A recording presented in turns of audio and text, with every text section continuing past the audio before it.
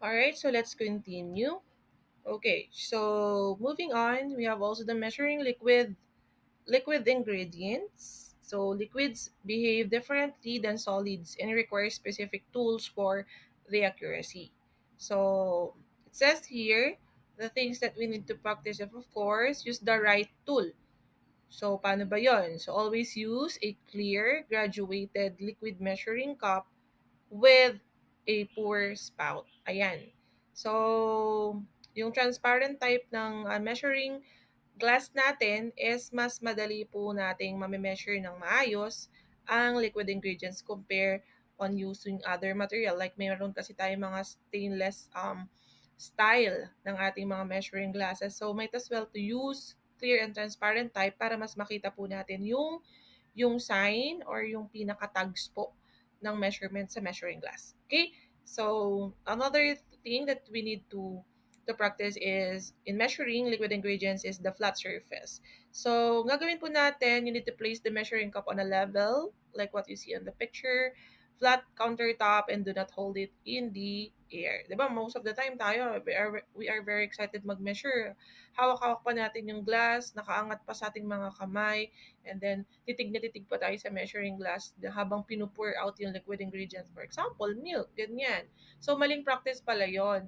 So, you need to put it sa flat surface. So, sa countertop or sa table po. Okay? So, ganun po dapat. And another is, you need to read the meniscus. So, bend down to view the liquid. Okay?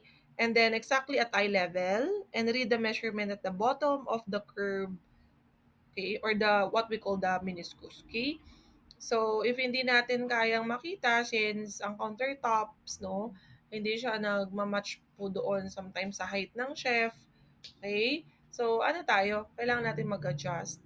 So, silipin natin, baka naman nasa flat surface ka nga, sige ka ng buhos ng liquid ingredient, hindi na pala tumatapat dun sa line o sa tamang measurement na kinakailangan mo. So, you need to bend down. This is another practice po. Do not make it buhat para lang makita mo yung measurement. So, kailangan relax lang yung measuring glass natin. Okay? So, essential customary conversion. So, we have the measurement, equivalent value to, and fluid ounces. So, sa 1 tablespoon natin, equivalent to 3 teaspoon. And then, sa cups is 1/16 or 0.5 ounce. Then sa 1 cup naman po is 16 tablespoon, then 1 half pint, and 8 ounce.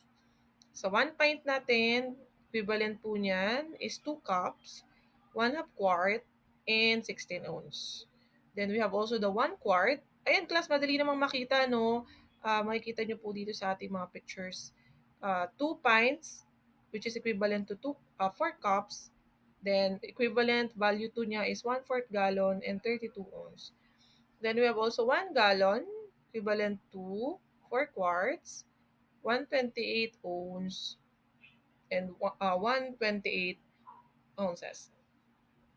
So it's almost the same po pagdating sa gallon kapag kinuha po natin yung value number 2 and then sa ounces pagdating po dito sa ating 1 gallon of any liquid ingredient. So if i-measure po natin ang any liquid ingredient, nagkakaparehas po sila pagdating po sa equivalent value 2 and the fluid ounces. So almost the same.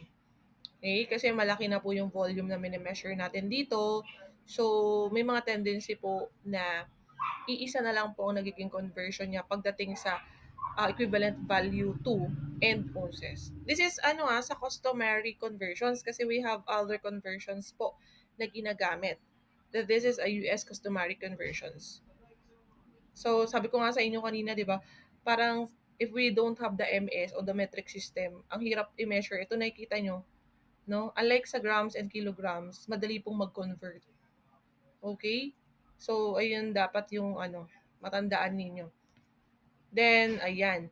So, to end this session, class, I will leave to you this culinary mindset. So, in conclusion of what we have discussed today, is cooking is an art. Yes, we will agree on that. But baking is a science. Nasahit ko siya kanina sa example ha. Bakit natin na example ang baking kanina. So I hope na intindihan nyo kung ano yung critical point natin sa pagbe-bake in connection with the weight and measures. And science requires exact measurements. Okay? So accuracy matters, consistency matters sa pagme-measure po ng ingredient. I'm not saying that wala po naging successful sa dumidiskarte o lagi nag-a-adjust po ng amount ng size or capacity po ng ingredients na ginagamit natin sa kitchen. But there's always a difference sa pag-practice po or pag-execute in measuring accurate ingredients. So, marami pong pwedeng mag-suffer like the taste if we will not measure po the proper way at ano pa ba, yung final outcome natin, minsan hindi natin yan totally ma-achieve. It's not something to do with your skills and knowledge in cooking lang eh. Minsan nagmamatter po kung paano ba kayo kasi nag-measure ng ingredients.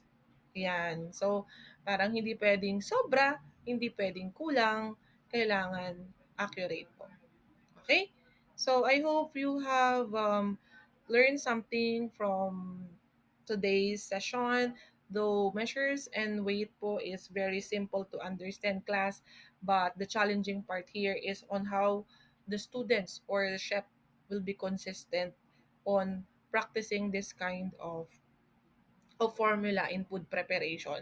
Malaki po yung nagiging contribution niya sa culinary arts, no? Malaki yung nagiging impact at the same time nito sa part ng ating mga customers. So if you want to serve and provide excellent service when it comes to the food preparation, might as well to practice correct weight and measures. Okay? So, get ready for our activity tomorrow. I'll be sending the instructions later on for you to present no ang inyong group activity tomorrow. So, class, thank you so much for your time and effort watching this lesson. And ayun, I hope meron tayong natutunan today. Okay? So, goodbye and God bless everyone.